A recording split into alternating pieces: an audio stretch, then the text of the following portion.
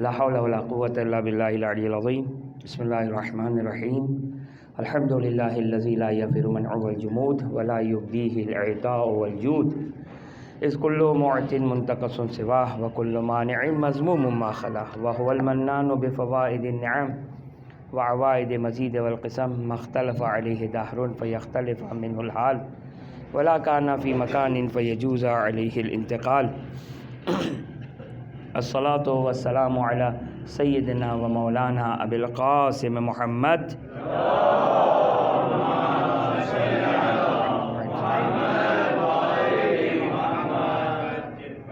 وعلى أهل بيته الطيبين الطاهرين، لا سيما مولانا ومولى الكونين أبي الحسن والحسين أمير المؤمنين علي بن أبي طالب عليهما السلام.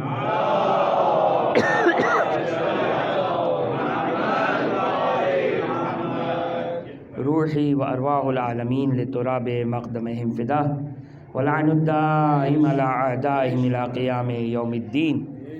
رب اشرح لي صدري ويسر لي أمري واحلل عقدة من لساني يفقه قولي. بسم الله الرحمن الرحيم. اللهم كن لوليك الحجة ابن الحسن صلواتك عليه وعلى آبائه في هذه الساعة وفي كل ساعة وليا وحافظا وقائدا وناصرا ودليلا وعينا، حتى تسكنه أرضك طوعا وتمتعه فيها طويلا.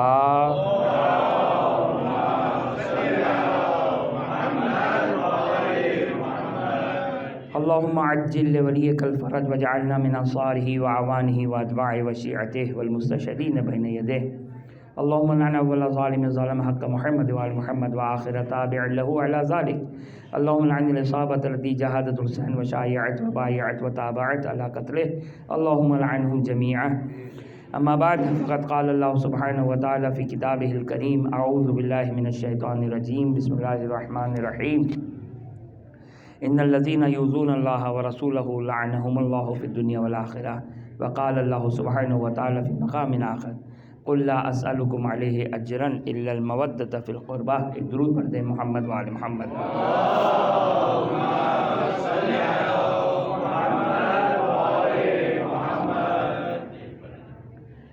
ہماری گفتگو اس ذیل میں آپ کی خدمت میں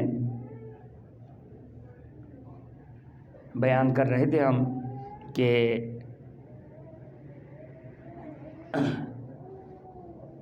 جو بنت رسول کی مظلومیت ہے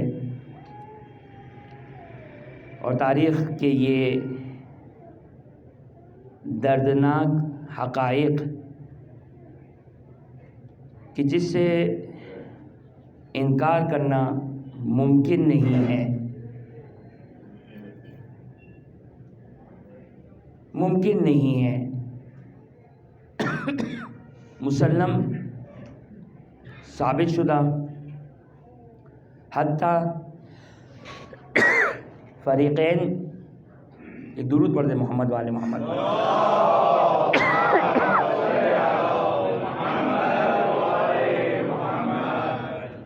فریقین شیعہ سنی تاریخ کے اعتبار سے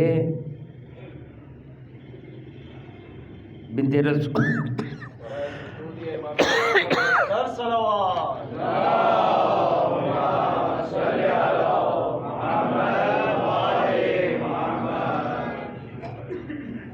فریقین کی تاریخ کے اعتبار سے مسلم تاریخ کہ بنت رسول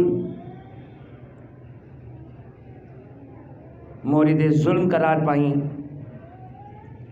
اور وہ مظالم جو منبروں سے بیان کیے جاتے ہیں اس کا انکار ممکن نہیں ہے،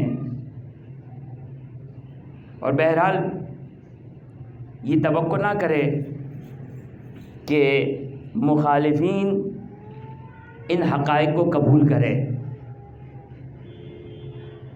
واضح ترین جو بات ہے اس کو بھی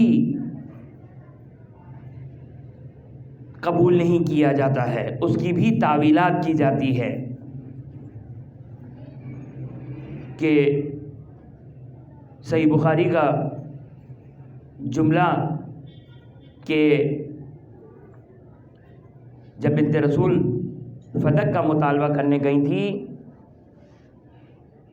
تو اس وقت بنت رسول کے سامنے اس حدیث کو پڑھا گیا کہ نحن معاشر الانبیاء لا نورث ما ترکناہ صدقہ، کہ ہم رسول سے منسوب ایک حدیث جو جعلی حدیث، جھوٹی حدیث، کہ ہم انبیاء کوئی میراث نہیں چھوڑتے ہیں بلکہ جو کچھ چھوڑتے ہیں وہ صدقہ ہوا کرتا ہے۔ یہ صحیح بخاری کہ جب یہ کہنے والے نے یہ بات کہی تو اس وقت جملہ فغضبت فاطمہ، یا شاید اصل جو ورڈ آیا ہے وہ وجدت فاطمہ، کہ وجدت اسی غضبت کے معنوں میں ہے۔ ولم تکلمہ فحجرتہ ولم تکلمہ ولم یزال حجرتہ حتی توفیت، مفہوم روایت۔ خوب بنت رسول غضبناک ہو رہی ہیں، بنت رسول ناراض ہو رہی ہیں۔ یا اسی طرح اسی کتاب میں یہ روایت بیان کی ہے اسی صحیح میں کہ بنت رسول نے وصیت کی کہ مجھے رات کو دفنایا جائے۔ خوب اب آپ توقع نہ کریں کہ وہ سارے طول و تفصیل بیان کریں کہ رات کو کیوں دفنایا جائے، کیوں وصیت کر رہی ہیں۔ آیا کوئی آپ کو دنیا میں کوئی ایسا شخص ملا جس نے بغیر کسی وجہ کی یہ وصیت کی ہو کہ مجھے رات کو دفنانا؟ سناٹا ہوتا ہے، سکون ہوتا ہے، آرام ہوتا ہے، کیوں یہ روایت فقط اتنا جملہ کہ بنت رسول نے یہ وصیت کی کہ مجھے رات کو دفنانا؟ اہل شعور کے لیے، اہل فہم کے لیے بنت رسول کی وہ 1400 سال پہلے وصیت کہ جو قدرت الہی کی وجہ سے اس صحیح میں ذکر ہوئی، باوجود اس کے کہ میں کئی مرتبہ آپ کی خدمت میں بیان کر چکا ہوں، میرا خیال ہے میں متعدد بار آپ کی خدمت میں بیان کر چکا ہوں کہ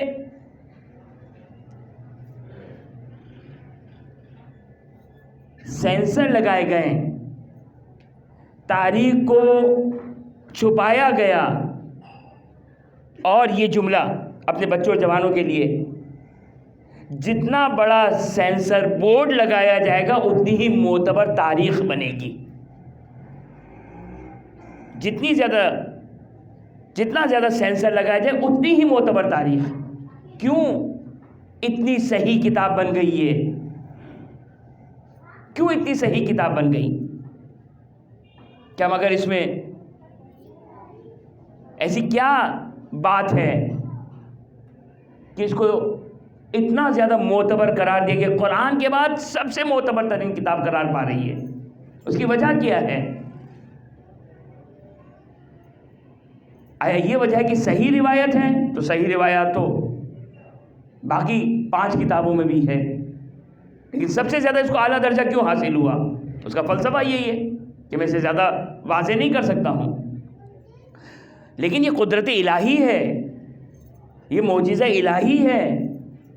باوجود اتنا سینسر لگانے کے باوجود یہ بیان کر دینا کہ وہ وجدت فاطمہ، غضبناک ہو گئی فاطمہ زہرا سلام اللہ علیہا، کافی ہے ہمارے لیے، اتنا ہی کافی ہے۔ یہاں سے ایک جملہ ہمارے لیے کافی ہے، اور وہاں سے باقی ہماری تاریخ اس غضبناک ہونے کی تشریح کر دے گی۔ اور ایسا نہیں کہ یہ فقط اس کتاب کی بات کر رہا ہوں، باقی کتابوں میں تاریخ میں بیان کیا گیا کہ انشاءاللہ بعض چیزیں آپ کی خدمت میں بیان کروں گا. لیکن ایک بات، اب مسئلہ جو ایک مشکل ہے وہ اب مخاطب میرا غیر نہیں ہے، میرا مخاطب غیر نہیں ہے، میرا مخاطب میرا اپنا جوان ہے، جس کے ذہن میں یہ شبہات ڈالنے کی کوشش کی جا رہی ہے کہ یہ سلیم بن قیس سے فقط روایت آئی ہے، فقط سلیم بن قیس سے روایت آئی ہے. نہیں، ایسا نہیں ہے. بنت رسول کے مصائب کی روایات قطع نظر از سلیم بن قیس، اگرچہ سلیم بن قیس اولیاء امیر المومنین میں سے تھے، اصحاب خاص امیر المومنین سلام اللہ علیہ میں سے تھے، لیکن اس کے علاوہ بھی ہمارے پاس روایات موجود ہیں.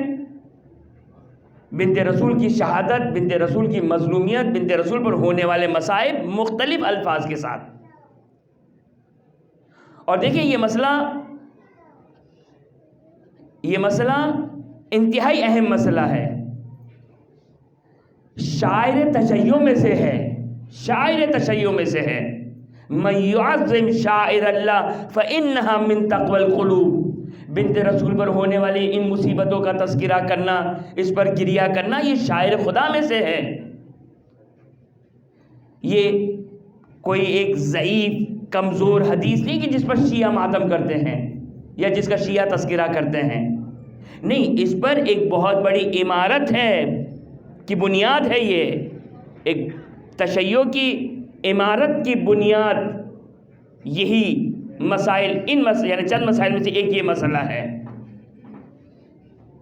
اب یہ تذکرہ کرنا کہ بنت رسول غضبناک ہو گئی،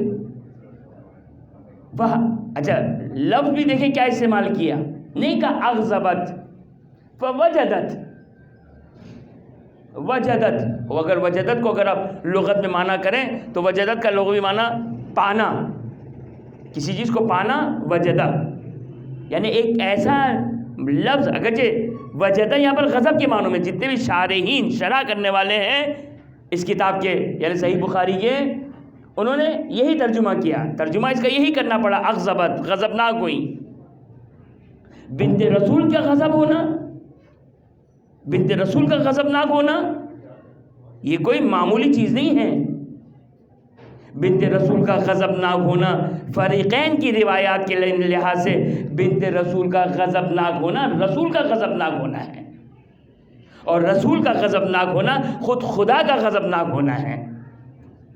اگر خدا اگر کسی سے غضبناک ہو جائے، رسول خدا صلی اللہ علیہ وسلم کسی سے غضبناک ہو جائے، یہ مقام اور منزلت بنت رسول.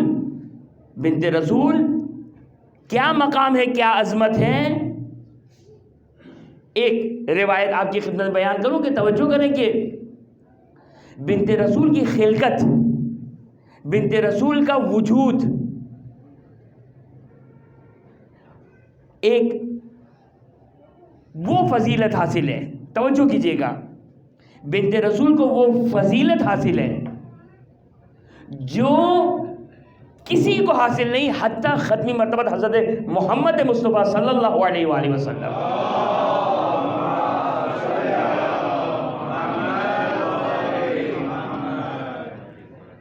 خوب یقینی طور پر تمام شیعوں کا عقیدہ ختمی مرتبہ صلی اللہ علیہ وسلم کی افضلیت میں کوئی شک نہیں ہے. ابھی میں نے ایک مجلس میں اشارہ کیا تھا کہ بعض اوقات بعض فضیلتیں کمپیریزن میں ہوتی ہے. مثال کے طور پر یہی حدیث کو میں تکرار کر دیتا ہوں جو وہاں پہ بیان کی تھی، لیکن چونکہ مجھے یہ روایت یہاں پر بیان کرنی ہے کہ ختمی مرتبہ حضرت محمد مصطفیٰ صلی اللہ علیہ وآلہ وسلم ارشاد فرماتے ہیں،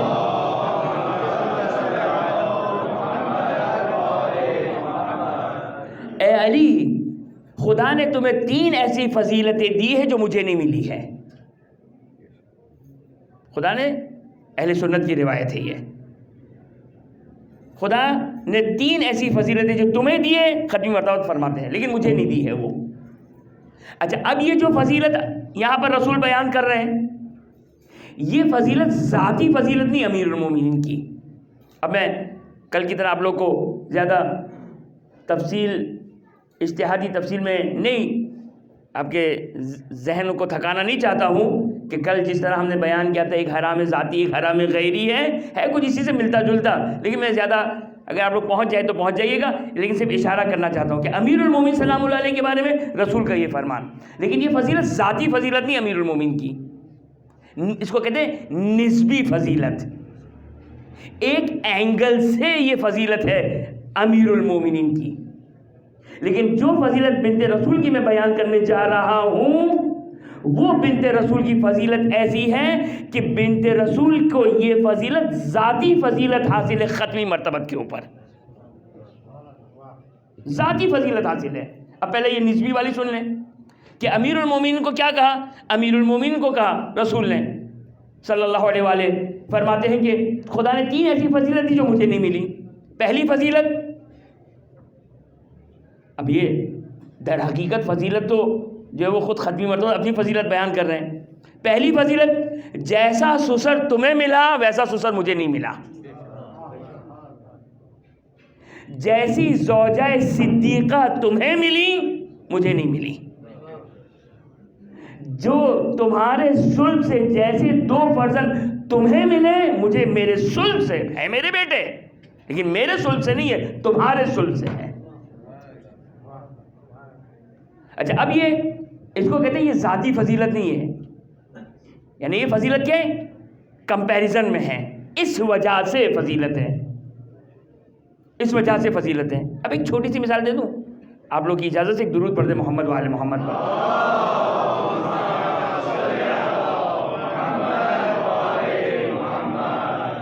کہ ذاتی کس کو کہتے ہیں؟ روایت ہے ہمارے پاس، اب بہت ہی اشارے اور کنائے کے ساتھ جلدی سے نکلتے ہوئے، کہ الغیبت اشد من الزنا، غیبت زنا سے زیادہ بدتر ہے۔ خوب سمجھ میں آنے والی ہے یہ، خوب کجا وہ کام اور کجا غیبت، یعنی اگر کوئی شخص پھنس جائے اور کوئی ایک کام کرنا ہو، یا غیبت کرو یا نعوذ باللہ من ذالک، تو کوئی فقیہ یہ نہیں کہے گا غیبت کرو بھائی، وہ کام جائز ہی، بہت کبھی کام ہے، وہ بہت برا کام ہے۔ پھر اس روایت میں کیوں کہا الغیبت اشد من الزنا؟ تو اس کو کہتے ہیں نسبی ہے یہ غیبت کی حرمت۔ وہ نسبت کیا ہے، وہ وجہ کیا ہے؟ وہ یہ کہ اگر کوئی شخص غیبت کرتا ہے تو صاحب غیبت سے اجازت لینی پڑتی ہے جس کی غیبت کی ہے، لیکن اس کبھی کام میں ایسا نہیں ہے۔ بس میں نے بہت ہی اشارے کنایے سے بتا دیا کہ ذاتی قباحت کس کو کہتے ہیں، نسبی قباحت کس کو کہتے ہیں۔ یہاں پر ذاتی فضیلت اور نسبی فضیلت، امیر المومنین کو یہ فضیلت حاصل ہوئی ہے سسر کے اعتبار سے، بیٹوں کے اعتبار سے، بیوی کے اعتبار سے، ورنہ رسول خدا صلی اللہ علیہ وسلم کا جو مرتبہ ہے وہ افضل ہے، وہ افضل ہے، ذاتاً رسول خدا افضل ہے، کیونکہ رسول کے، اب روایت مختلف ہے، رسول کے نور سے علی کے نور کی خلقت ہوئی ہے۔ تو آپ لوگوں سے گزارش ہے معذرت کے ساتھ درود پڑھتے ہوئے آگے تشریف لائیں، ایک درود پڑھتے محمد وآل محمد۔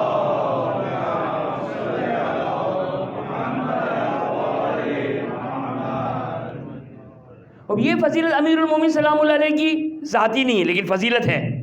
اب بنت رسول کو ایک ایسی فضیلت حاصل ہے جو ختمی مرتبت کو بھی فضیلت حاصل نہیں ہے، ختمی مرتبت کو بھی فضیلت حاصل نہیں۔ وہ کیا ہے؟ وہ یہ ہے، اور یہ فضیلت شیعہ سنی نے اپنی کتابوں میں بیان کی ہے، شیعہ سنی، لہذا ہم پر توہین رسالت کا فتویٰ مت لگانا۔ مسلمانوں نے بھی اپنی کتاب میں اس خصوصیت کو، اس عظمت بنت رسول کو فرمایا ہے۔ دیکھ، خداوند متعال نے بنت رسول کو ایک وہ اسٹیٹس دیا ہے، ایک وہ مقام دیا ہے کہ جو انسان روایات پڑھنے کے بعد حیران رہ جاتا ہے، متعجب ہو جاتا ہے۔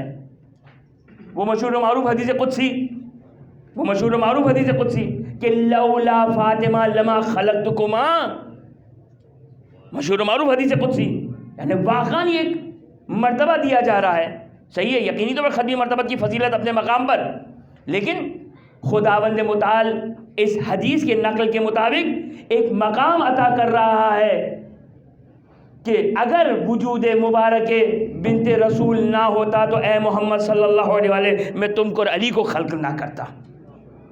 یہ وہ مقام ہے بنت رسول جو محور قرار پا رہی ہیں تعارف کا محمد اور آل محمد کے لیے بحق فاطمہ و ابیہا و بالہا و بنیہا و سر المستودعہ. محور کون ہے؟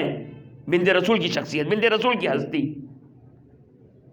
بنت رسول کا جو کی خلقت جو تاریخ میں روایات بیان کر رہی ہیں کہ امام ارشاد فرماتے ہیں کہ خلق اللہ نور فاطمہ قبل ان یخلق آدم، کہ امام فرماتے ہیں خداوند متعال نے نور حضرت زہرا سلام اللہ علیہ کو حضرت آدم کی خلقت سے پہلے حضرت بنت رسول کے نور کو خلق کیا تھا. ایک مطلب راوی تعجب سے کہتا ہے کہ ماں کنتا انسیہ، کیا بنت رسول انسان نہیں تھی؟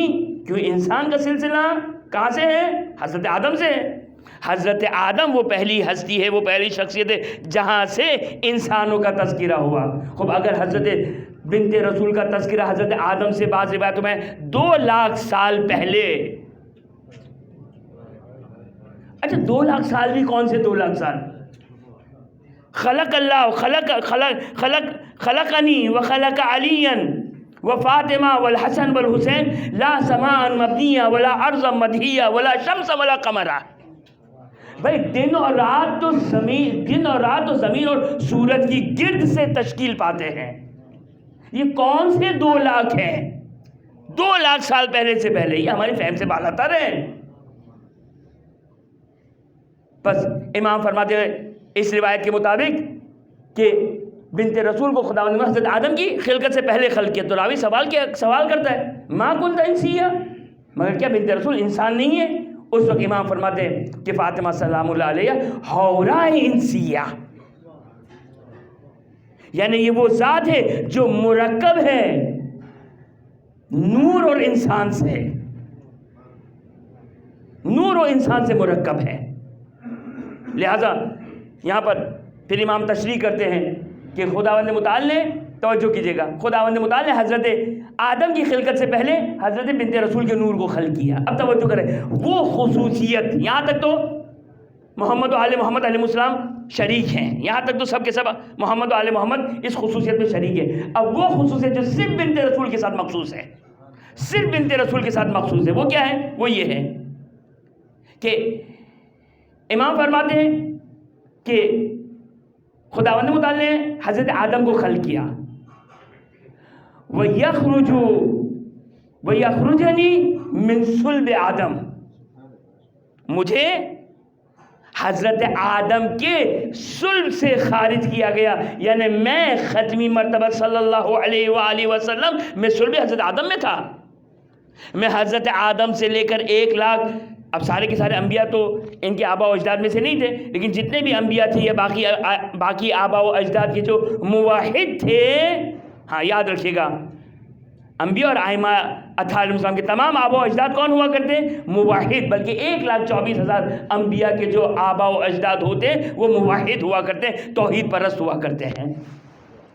خوب اب امیر ختمی مرتبہ فرماتے ہیں یا معصوم فرماتے ہیں کہ ختمی مرتبہ کو خداوند متعال نے حضرت آدم کے صلب سے خلق کیا. اس کے بعد حدیث ان اللہ یحب، رسول فرماتے اس حدیث کے مطابق ان اللہ یحب ان یخلق فاطمہ من صلبی. اب خدا نے یہ ارادہ کیا کہ بنت رسول کو میرے صلب سے خلق کرے. اچھا اب آپ لوگ جانتے ہیں، ظاہر ہے جب حضرت آدم کی خلقت ہوئی، ہم سب کے سب جتنے بھی انسان قیامت تک آنے والے ہیں، یہ سب کے سب کس کے؟ حضرت آدم کے صلب میں تھے. ہم سب کے سب حضرت آدم کے صلب میں تھے، اور وہاں سے اب یہ سلسلہ چلتا آ رہا ہے.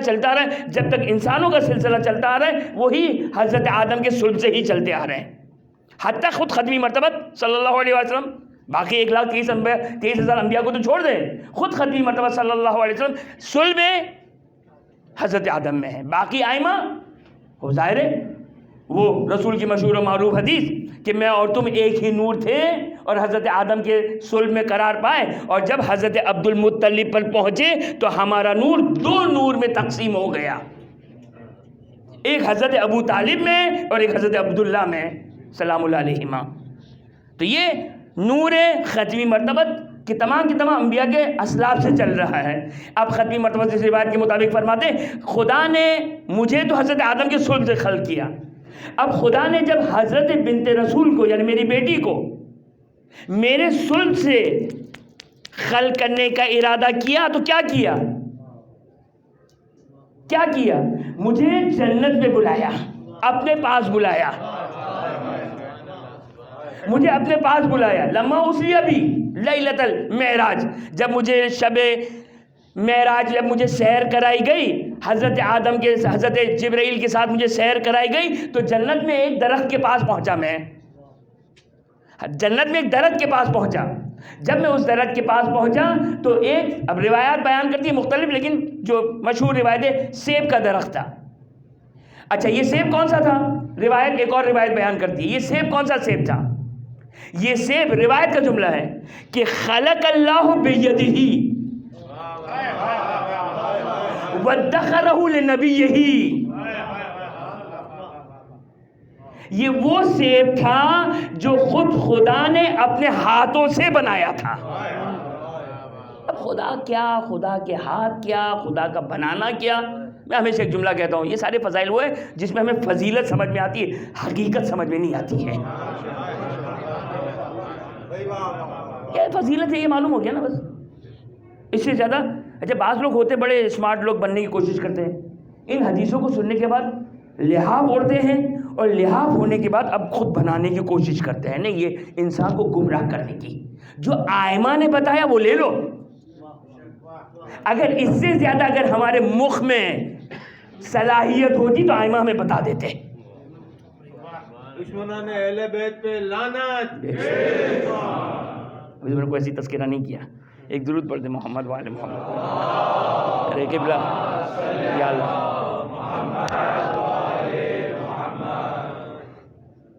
بھائی جیسے شما خوب توجہ کیجئے گا. کیا فرمایا؟ روایت کیا کہتی ہے؟ خلق اللہ بیدہ، خدا نے اس سیب کو اپنے ہاتھوں سے خلق کیا. وادخرہ، خدا نے بنایا بھی اپنے ہاتھ سے، اب حفاظت بھی خود خدا کر. وادخرہ لنبیہ وآتاہ لیلۃ المعراج. اب ایک مرتبہ حضرت جبرائیل دے رہے ہیں، حضرت جبرائیل دے رہے ہیں حضرت ختمی مرتبہ صلی اللہ علیہ وسلم کو تناول فرمائیے. ایک مرتبہ ختمی مرتبہ نے سیب لیا، فلق نصفین، ایک مرتبہ دو حصوں میں تقسیم کیا. فنظر فرأى نورا ساطعا، ایک مطلب سیب سے ایک چمکتا ہوا نور بلند ہوا. یہاں پر روایتوں میں کئی مقامات پر لفظ زہرا، لفظ زہرا وجہ تسمیہ بیان کیا گیا ہے کہ زہرا کو زہرا کیوں کہتے ہیں، زہرا کو زہرا کیوں کہتے ہیں. اب یہ ایک روایت ہے جو میں بیان کرتا ہوں پھر وہی ہے، اس کی حقیقت نہیں معلوم. دو روایت یہاں پر آپ کی خدمت بیان کرتا ہوں. ایک درود پڑھتے محمد وآل محمد پر.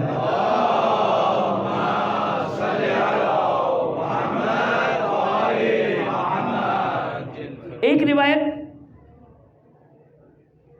کہ سمیت فاطمہ زہرا لأنہا زہرت یا لأن نورہا زہرا لأہل السماوات کما یظہر الکواکب لأہل الارض عند قامت محرابها. جب بنت رسول، دیکھیں یہ ہے عبادت کی طاقت، یہ ہے عبادت کی طاقت. عبادت کو کم نہ سمجھے، خدا کی عبادت کو کم نہ سمجھے. جب بنت رسول محراب عبادت میں قائم ہوتی تھی تو ان کا نور اہل آسمان کے لیے اسی طرح منور ہوتا تھا جس طرح رات کی تاریکی میں زمین والوں کے لیے ستارے. اچھا یہاں پر ایک نکتہ آپ کی خدمت بیان کر دوں، مگر کیا بنت رسول فقط رات کی عبادت کیا کرتی تھی؟ توجہ کیجیے گا. مگر بنت رسول کیا فقط رات کو، بنت رسول فقط رات کو عبادت کیا کرتی تھی؟ نہیں، دن میں بھی عبادت کرتی تھی. اور روایات ہے، ایک اور روایت ہے وہ بعد میں اگر موقع ملتا ہے تو آپ کی خدمت میں بیان کروں. خوب کیا کہا روایت نے کہ جب بنت رسول محراب عبادت میں قیام کرتی تھی، چاہے فجر کی نماز ہو، ایک اور روایت بیان کرتی ہے، چاہے فجر کی نماز ہو، چاہے دوپہر کی نماز ہو، چاہے رات کی نماز ہو، جب محراب عبادت پہ قائم ہوتی تھی تو آسمان والوں کے لیے بنت رسول کا نور اس طرح منور ہوتا تھا جس طرح کواکب ستارے اہل زمین کے لیے منور ہوتے تھے۔ اچھا، رات کی تاریکی میں آپ ممکن ہے، اب مجھے نہیں معلوم کتنا اوپر چلے جائیں اور دنیا کو اگر تاریک کر دیں اور کہیں ایک جگہ اگر منور ہو تو شاید ممکن ہے بہت اوپر جانے کے بعد وہ جگہ چمکتی ہوئی نظر آ جائے۔ نہیں، توجہ کیجیے گا، بنت رسول جب محراب عبادت میں کھڑی ہوتی تھی، اب چاہے فجر کی نماز ہو، چاہے مغرب عشاء کی نماز ہو، چاہے ظہر عصر کی نماز ہو، ظہر عصر کے وقت ایک سورج کی روشنی ہے، ایک سورج کا نور ہے، لیکن بنت رسول کا نور اس طرح غالب آتا تھا کہ اہل آسمان کے لیے سورج کا نور ماند پڑ جاتا تھا، اس طرح چمکتا تھا جس طرح رات کی تاریکی میں اہل زمین کے لیے ستارے چمکتے تھے۔ تبھی روایت کا جملہ ہے جب خداوند متعال نے بنت رسول کے فلما اشرقت اضاءت السماوات والارض بنورها، توجہ کیجیے گا، عجیب حدیث ہے یہ، واقعاً عجیب حدیث ہے، یعنی ان حدیثوں کو توجہ کیجیے گا۔ یہ جو میں جملہ پڑھ رہا ہوں اس سے پہلے ختمی مرتبہ کا نور خلق ہو چکا ہے، امیر المومنین کا نور خلق ہو چکا ہے۔ اب روایت یہ یہاں پر بیان کرتی ہے فلما اشرقت واضاءت، فلما اشرقت اضاءت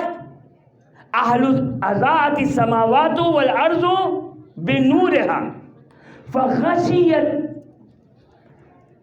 فغشیت الملائکہ، کہ ایک مرتبہ فغشیت ابصارها، روایت ذرا ملاحظہ کیجیے گا، خداوند متعال نے جب حضرت بنت رسول کے نور کو خلق کیا تو زمین و آسمان بنت رسول کے نور سے منور ہو گئے۔ اشرقت السماوات والارض بنورها فغشیت ابصارها۔ بھئی میں اور آپ ایک مادی مخلوق ہیں، میں اور آپ ایک مادی مخلوق ہیں، شک ہے نہیں نا، مادی مخلوق ہیں۔ اب یہ ہمارے سامنے روشنی ہے، اس نور کو تھوڑا سا بڑھانا شروع کریں تو تھوڑی دیر بعد ہماری اور آپ کی آنکھیں چندیا جائے گی، اس کو ہم دیکھ نہیں سکتے، ابھی اس کو آپ دیکھیں میری طرح تو آنکھیں چندیا جائے گی، اندھیرا اندھیرا آنکھوں پہ چھا جائے گا۔ تو ہم تو مادی مخلوق ہیں، ملائکہ مانوی مخلوق ہے۔ سورج کا نور ہو یا کوئی بھی نور ہو، ان کی آنکھیں چندیا نہیں سکتی ہے، ان کی آنکھیں نہیں چندیا سکتی ہے۔ نور کی کثرت نہ ان کے بدن پر مؤثر ہے، نہ ان کے اعضاء و جوارح پہ مؤثر ہے، نہ ان کی دید پر مؤثر ہے، لیکن روایات بیان کرتی ہے لما اضاءت واشرقت السماوات والارض، جب بنت رسول کا نور منور ہوا اور اہل زمین و آسمان بنت رسول کے نور سے نورانی ہو گئے تو اس وقت ملائکہ کی آنکھیں فاطمہ کے نور سے چندیا گئی۔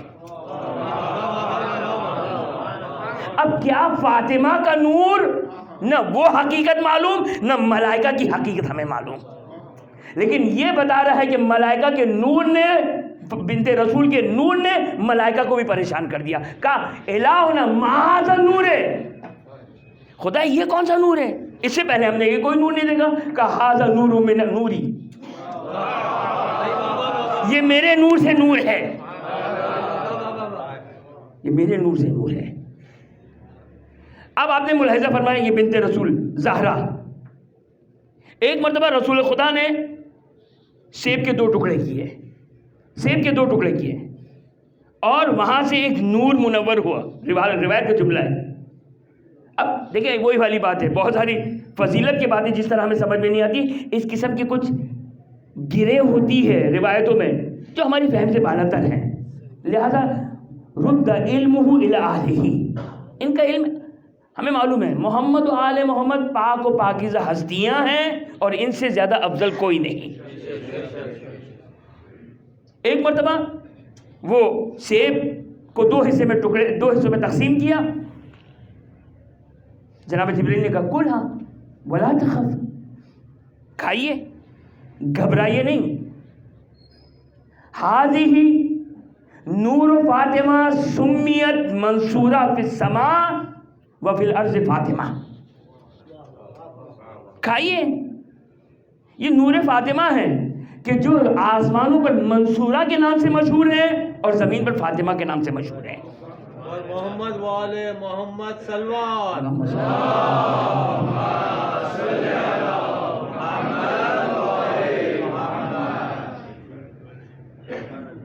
خوب توجہ کیجیے گا، بات کہاں سے شروع کی تھی شاید آپ لوگ فراموش کر گئے ہو، صرف تذکر کر دو اپنے بچوں کے لیے۔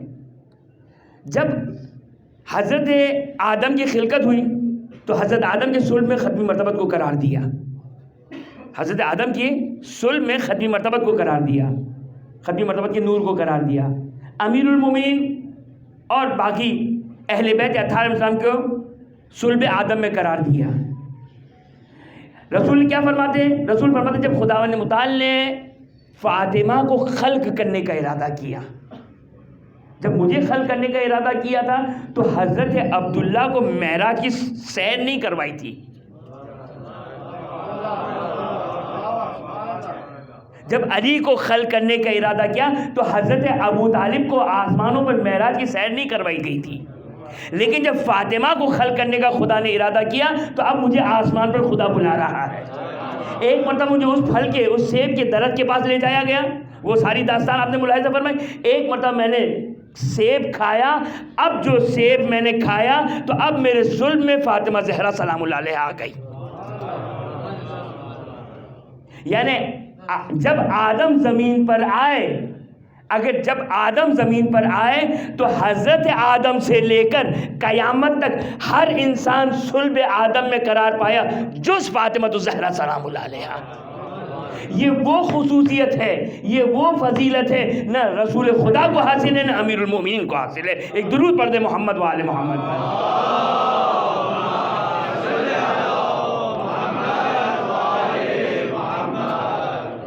ابھی میں 3 دن سے لا رہا ہوں، آج میں اس میں سے پڑھ دوں تاکہ پھر کل مجھے نہ لانا پڑے۔ ایک درود پڑھ دے محمد و آل محمد پر۔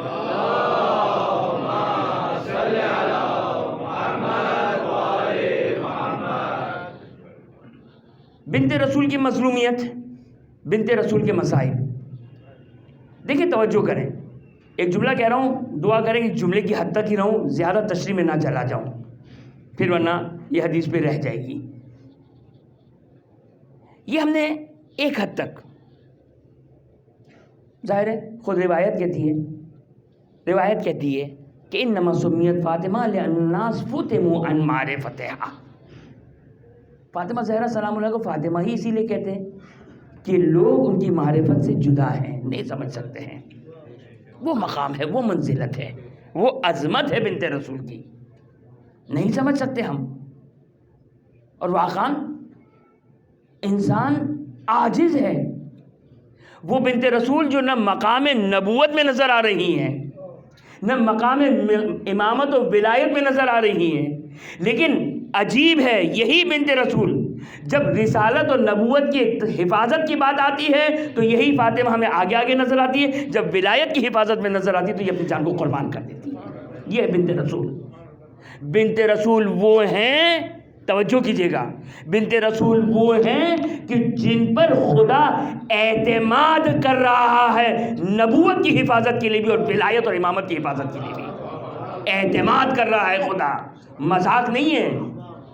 خدا وہ اعتماد جو حضرت آدم پر نہیں کر سکتا ہے، وہ اعتماد جو 1,23,999 انبیاء پر خدا اعتماد، وہ اعتماد نہیں کر سکتا جو فاطمہ زہرا پر اعتماد کر رہا ہے، کیونکہ نبی کی نبوت کو بچانا ہے اور امام کی امامت اور ولایت کو بچانا ہے۔ کون سی ولایت ہے؟ الیوم اکملت لکم، 1,24,000 انبیاء کی محنتیں تھیں، 1,24,000 انبیاء کی محنتیں تھیں جو 18 ذی الحجہ 10 ہجری کو الیوم اکملت لکم دینکم و اتممت علیکم نعمتی، آج میں نے دین کو مکمل کر دیا۔ کون سا دین؟ کون سا دین؟ جو حضرت آدم لے کر آئے تھے۔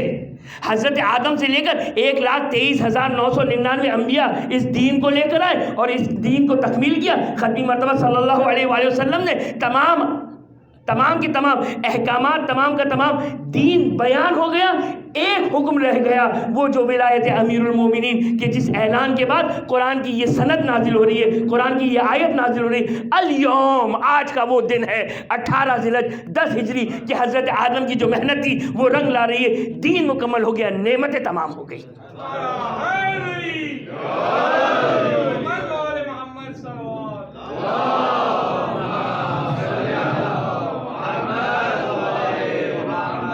یہ دین کوئی شوخی نہیں ہے، کوئی مذاق نہیں ہے۔ کوئی امیر المومنین کی ولایت کو قبول کرے تو بھی صحیح، جو نہ کرے وہ بھی صحیح۔ ولایت کا جائے روایات دیکھیں، ولایت کا انکار کرنے والا توحید کا انکار کرنے والا ہے، ولایت کا انکار کرنے والا انبیاء کی رسالت کا انکار کرنے والا ہے۔ مذاق نہیں ہے ولایت۔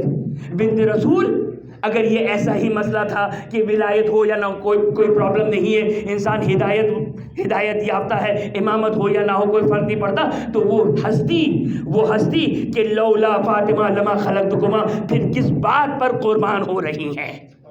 کس چیز پر قربان ہو رہی ہے؟ اگر اتنی ہی کم عرضی چیز کوئی چیز تھی تو بنت رسول قربان ہو رہی ہیں۔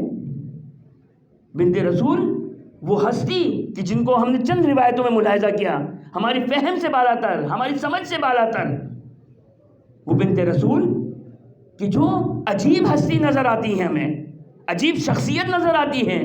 کبھی ہمیں انبیاء یعنی ختمی مرتبہ صلی اللہ علیہ وسلم سے افضل نظر آتی ہیں۔ کبھی ایک جملہ جو میں نے چند دنوں پہلے کسی مجلس میں پڑھا تھا، توجہ کریں، امیر المومنین صاحب ولایت ہے، امیر المومنین صاحب امامت ہے، امیر المومنین صاحب اختیار ہے، کل امت رسول کے ولی ہے۔ لیکن یہ جملہ تاریخ کا مجھے سمجھ نہیں آتا کہ میں اس کو کہاں رکھوں، اس کو کیا اسٹیٹس دوں، اس کو کس طرح سمجھوں کہ رسول خدا فرماتے یا علی انفذ ما امرت کا فاطمہ۔ کیا سمجھوں میں اس کو؟ وہ امیر المومنین جو شاید ممکن ہے بحسب ظاہر ولی بنت رسول بھی ہوں، مولا بنت رسول بھی ہوں، مجھے نہیں معلوم ہے۔ شاید ممکن ہے کوئی کہے انما ولیکم کا اطلاق اس کو شامل ہے، کوئی کہے من کنت مولا فہذا علی المولا کا اطلاق اس کو شامل ہے، مجھے نہیں معلوم ہے۔ شاید ممکن ہے اطلاق شامل ہو، شاید اطلاق شامل نہ ہو، لیکن مجھے بتائیے میں اس حدیث کو کہاں رکھوں کہ رسول خدا امیر المومنین سے مخاطب ہو کر کیا کہہ رہے ہیں؟ انفذ ما امرت کا فاطمہ، اے علی ابن ابی طالب جو صاحب ولایت ہے، صاحب امامت ہے، ان کو خدا رسول خدا کہہ رہے ہیں اے علی جو فاطمہ کہے اس پر عمل کرتے رہنا۔ انفذ ما امرت کا فاطمہ، یہ وہ باتیں ہیں کہ اہل البیت ادری ما فی البیت ہے، اہل البیت ادری ما فی البیت ہے، اہل بیت جانتے ہیں جو گھر کی باتیں ہیں۔ بابا ہمیں یہ باتیں سمجھ میں نہیں آتی تو ہم یہ کیا کر رہے ہیں؟ ہم یہ باتیں سمجھ میں نہیں آتی۔ دیکھیے ایک دفعہ تو ہوتا ہے نا کہ ایک خبر ہے، ایک بات ہے، یہ بات چلے یہ بات آپ تک پہنچ گئی، کچھ چیزیں ہیں کہ جو آپ تک نہیں پہنچی، کچھ چیزیں جو آپ تک نہیں پہنچی، تو کچھ باتیں ہیں، کچھ وہ باتیں جو آپ تک نہیں پہنچی۔ جب ہمیں یہ آئمہ کی بیان کردہ باتیں سمجھ میں نہیں آتی تو جو چیزیں ہم سے مخفی ہے، جو چیزیں ہم سے چھپی ہوئی ہے کہ جس کی کثرت زیادہ ہے وہ ہمیں نہیں معلوم، تو پھر کس طرح ہم آئمہ کے ساتھ کسی کو کھڑا کر دیں، آئمہ کے ساتھ کسی کا تذکرہ کریں، آئمہ کے ساتھ کسی کو شریک قرار دیں۔ لا یقاس بین اہل البیت احد، کسی کو ہم سے قیاس مت کرنا، ہمارے فضائل میں ہماری فضیلتوں میں کسی کو شریک قرار مت دینا، کسی کو ہمارا شریک مت قرار دینا۔ یہ الفاظ ہے، یہ الفاظ ہے، یہ ہمیں سمجھ میں نہیں آ رہے۔ اور میرا بچہ جوان یاد رکھیے گا، یہ الفاظ سمجھ میں نہ آنے کا مطلب یہ نہیں ہے کہ یہ باتیں غلط ہیں، یہ باتیں غلط ہیں، نہیں، یہ باتیں سمجھ میں نہ آنے کا مطلب یہ ہے کہ یہ ہم کسی اور رہنے والے لوگ ہیں اور یہ باتیں کسی اور مقام کی ہے۔ ہمیں عالم برزخ نہیں معلوم، عالم برزخ نہیں معلوم، عالم برزخ کیا ہے؟ بو علی سینا امام المعقولات کہ جن کا عقیدہ یہ کہتے ہیں کہ تھیوریٹیکل کیا ہے ان کی تھیوری؟ اگرچہ قبول نہیں کرتے اپنی تھیوری کو قبول نہیں کرتے، لیکن تھیوریٹیکل کیا کہتے ہیں؟ کہتے ہیں محال ہے، امپاسبل ہے کہ معاد جسمانی ہو، قیامت جسمانی قیامت ہو، یہ پاسبل نہیں ہے۔ لیکن کیا کرو، امام صادق نے کہہ دیا، وہ امام معقولات یعنی علم لوجک، علم منطق کا جو امام ہو، یہ لوگوں کا امام الگ ہوتا ہے، خدا کا امام الگ ہوتا ہے۔ ایک درود پڑھ دے محمد و آل محمد پر۔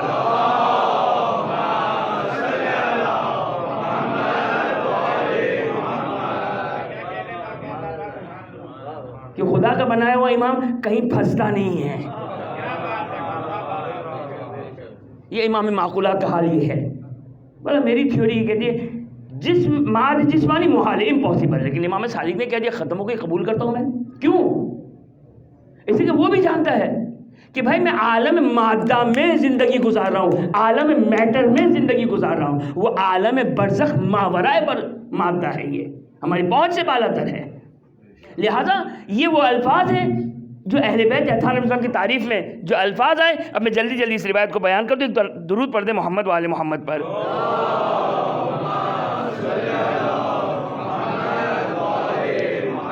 صرف اس روایت کو میں کیوں پڑھ رہا ہوں کہ یہ جو ایک شبہ ہے کہ جتنے بھی مصائب کی روایت ہے، بنت رسول کے مصائب کی روایت، یہ ساری سلیم بن قیس سے، ایسا نہیں ہے۔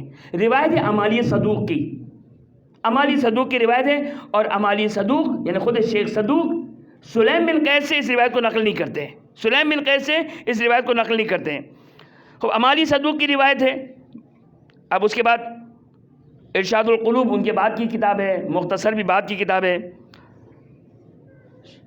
فضائل شاہزان ابن جبرائیل، یہ بھی شاید ان کے بعد کی کتاب ہو، لیکن بہرحال ہمارے لیے شیخ صدوق کی ایک روایت کافی ہے جس میں ان مصائب کی طرف اشارہ کیا ہے۔ پہلے بنت رسول کے فضائل رسول صلی اللہ علیہ وسلم کی زبانی بیان کیے۔ قال رسول اللہ صلی اللہ علیہ وآلہ اما ابنتی فاطمہ فإنها سیدۃ نساء العالمین من الاولین والآخرین۔ اب یہ خود ایک تفصیلی گفتگو ہے۔ جناب مریم بھی سیدۃ نساء العالمین ہے، جناب مریم سلام اللہ علیہا سیدۃ نساء العالمین ہے، بنت رسول بھی سیدۃ نساء العالمین ہے۔ تو پھر اب اس مسئلے کو کس طرح حل کریں گے؟ تو خود امام معصوم نہیں، خود ختمی مرتبہ صلی اللہ علیہ وسلم نے سنی شیعہ روایت کے مطابق اس مسئلے کو حل کر دیا کہ جناب مریم بھی سیدۃ النساء العالمین ہے اور فاطمہ زہرا بھی سیدۃ النساء العالمین ہے۔ رسول فرماتے اس حدیث کے مطابق کیا فرماتے کہ ان مریم سیدۃ النساء عالمہا، کہ جناب مریم اپنے زمانے کی عالم کی سیدہ ہے، اما تم سیدۃ عالم جمیع من الاولین والآخرین، تم اولین و آخر جتنے بھی عالم ہیں ان سب کی سردار ہو، لہذا یہ جو ایک تضاد تھا، یہ تضاد تو رسول نے بیان کر دیا کہ بنت رسول نے سوال کیا۔ ایسے بہت سارے تضاد روایتوں میں نظر آتے ہیں۔ اب چونکہ روایات بیان کرنے والے اہل بیت اطہار علیہ السلام نہیں ہیں، لہذا ہم تضاد ہی میں گم ہو جاتے ہیں۔ ہم کہتے ہیں پتہ نہیں، ہمیں نہیں سمجھ میں آتا ہے، لہذا ہم کہتے ہیں کہ حدیث صحیح نہیں ہے۔ نہیں، حدیث کو فوراً رد نہ کر دیا جائے۔ بہرحال وہی بضعۃ منی وہی نور عینی، رسول فرماتے ہیں وہی نور عینی وہی ثمرۃ فؤادی وہی روحی التی بین جنبی، وہ میرے دو پہلو کی روح ہے۔ نہیں معلوم اس کی حقیقت کیا ہے، کیا کہنا چاہتے ہیں؟ میرے دو پہلو کی روح ہے۔ وہی الحورا الانسیہ، یہ حورا انسیہ میرے بچوں جوانوں کو یاد ہو جانا چاہیے، کیسے حورا ہے اور کیسے انسیہ ہے۔ اس کے بعد فرماتے ہیں وَإِنَّهَا لَمَّا رَأَيْتُهَا، یہاں سے مصائب کی روایت شروع ہوتی ہے۔ ارادہ نہیں ہے کہ میں اس کو بھی عنوان مصائب پڑھوں، لیکن بہرحال اگر مصائب کا اگر ربط ہو گیا تو معاف کر دیے گا۔ شیخ صدوق روایت کو بیان کرتے ہیں وَإِنِّي لَمَّا رَأَيْتُهَا، جب میں فاطمہ زہرا پہ نگاہ ڈالتا ہوں، ذکرت ما یصنع بی بہا بعدی، تو مجھے فاطمہ زہرا پر آنے والے مظالم یاد آ جاتے ہیں۔ کأنہا بہا وقد دخل الذل بیتہا، اور میں ان تمام رسوائیوں کو دیکھ رہا ہوں جو فاطمہ کے گھر میں داخل ہو رہے ہیں۔ اب توجہ کریں، ظاہر ہے وہ طول و تفصیل اس روایت میں نہیں بیان کیے، لیکن جو وہ رسول خدا فہرست بیان کر رہے ہیں، لسٹنگ کر رہے ہیں، مظالم کی لسٹنگ بیان کر رہے ہیں۔ وانتہکت حرمتها، بنت رسول کی حرمت پامال ہو گئی۔ وغصبت حقها، فاطمہ کا حق غصب ہو گیا، حق فدق غصب ہو گیا۔ ومنعت ارثها، فاطمہ کو ارث سے، ان کے ارث سے منع کر دیا گیا۔ اس کے بعد کا جملہ وکسرت یا وکسرت جنبها، فاطمہ کا پہلو شکستہ ہو گیا۔ یہ سلیم بن قیس کی روایت نہیں ہے، یہ سلیم بن قیس کی روایت نہیں ہے۔ شیخ صدوق اپنی سند کے ساتھ اس روایت کو نقل کرتے ہیں۔ وَكُسِرَتْ جَنْبَهَا، اس کے بعد وَأَسْقَطَتْ جِنِينَهَا، فاطمہ کا محسن ساقط ہو گیا۔ وَهِيَ تُنَادِي يَا مُحَمَّدَ فَلَا تُجَابْ، وہ پکار رہی ہیں۔ دیکھیں اب اس میں لکڑیاں کا تذکرہ نہیں ہوا، جلدی لکڑیاں لے کر آئے تذکرہ نہیں ہوا، دروازہ جلایا گیا تذکرہ نہیں ہوا۔ لیکن اب مجھے یہ بتائیے، بغیر جلتی لکڑیوں کے، بغیر دروازے کے توڑے ہوئے فاطمہ کا پہلو کس طرح شکستہ ہو سکتا ہے؟ بغیر فاطمہ کو در و دیوار کے درمیان قرار دیے ہوئے فاطمہ کا محسن کیسے ساقط ہو سکتا ہے؟ اور سارے ظالمین ایک طرف اور فاطمہ اور علی اور حسنین ایک طرف، کہ روایت کا جملہ ہے رسول فرماتے وَهِيَ تُنَادِي يَا مُحَمَّدَ، وہ پکار رہی ہے یا محمدہ فلا تجاب، کوئی جواب دینے والا نہیں۔ اللہ اللہ، وہ کہاں گئے مسلمان جو ابھی تک روایت سن رہے تھے؟ فاطمہ بزت منی فمن عزاها فقد عزانی، فاطمہ نور عینی، فاطمہ ثمرۃ فؤادی، کوئی جواب دینے والا نہیں ہے۔ اب اس کے بعد کی روایت ہے، میں کل انشاءاللہ اس روایت کو پڑھوں گا کیونکہ اس میں اور مزید اس میں باتیں ہیں، لیکن آپ لوگوں نے ملاحظہ فرمایا کہ کیا کہہ رہے ہیں رسول؟